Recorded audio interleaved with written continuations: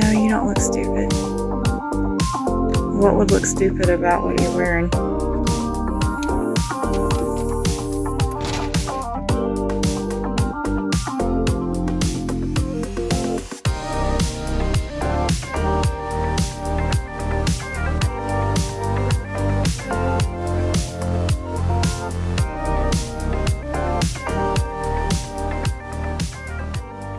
I had recorded a whole segment only to find out that it didn't record, and I was so frustrated.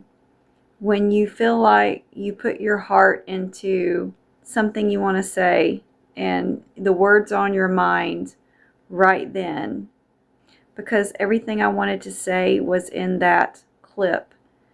And that's just to show you that it's not easy always to make YouTube videos, and there's nothing I can do about that but try to remember what I was going to say. So we've been stuck at home since Friday. I don't do well with situations like this. Just been doing the best I can, but it's not easy.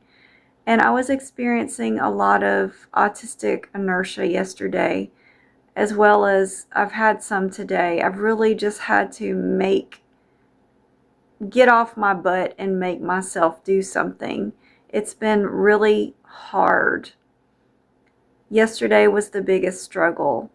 Today, I've kind of gotten used to it a little bit more. A whole routine thrown off. Things you don't expect happening out of the norm. You know how hard it is.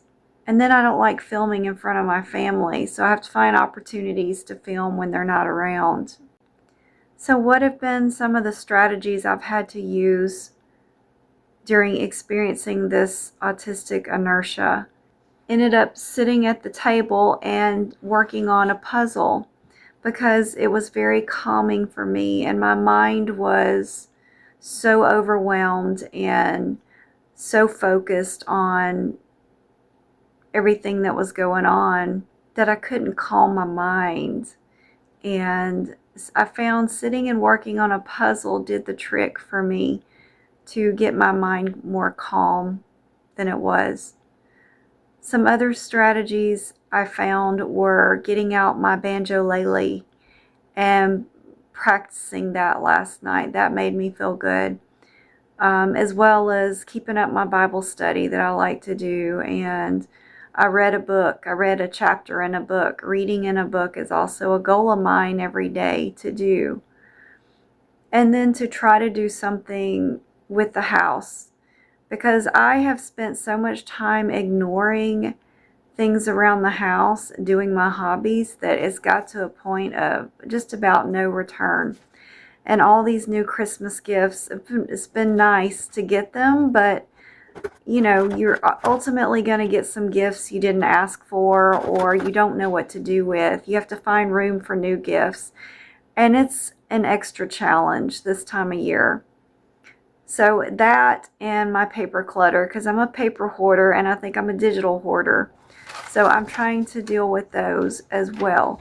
But I get easily overwhelmed. I have to know when to stop and give myself a break. Some other strategies that I've used to get through this have been to edit videos, work on videos, because that's one of my hobbies and something that I really enjoy. Remembering to spend a little bit of time with my son. He loves to be outside when it's snowing, so I did go outside one time with them and the dogs were playing outside, and it was nice. And I had to remember to be in the moment because it meant a lot to him. So it meant a lot to me. But it's a struggle. I missed work on Friday, and I don't like that feeling, and I don't like the feelings of guilt that are associated with that. I'd rather just be in my normal routine of what I do every day. That's what makes me happiest. So it's been really hard in that aspect too.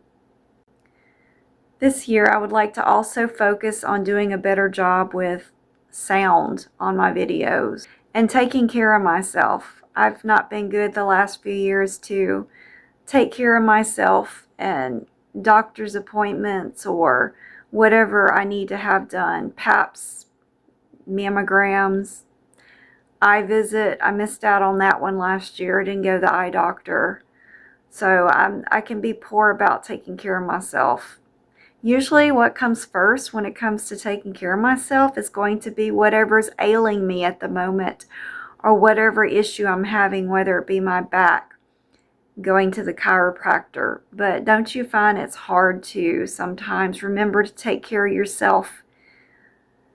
And it's important to take care of ourselves so we can take care of our kids and grandkids and things. So I have some goals this year, but I'm not going to make any definite resolutions or anything like that because I've always broken them.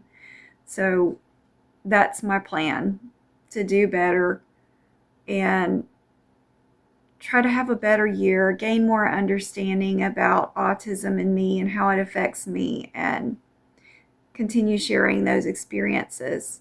And I would love for you to go down there and talk about how do unplanned things that come up in your life, events like natural disasters and things. This is not a natural disaster, but I mean when nature changes your plans. How do you handle that? Can you go down there and comment and let other people know? And I would love for you to subscribe if you have not subscribed. I put out videos on a weekly basis, and I talk about autism and my experiences, and I share my tea chats and collaborations with other autistic people, with sprinkled in with some education. So I would love to have you on this channel.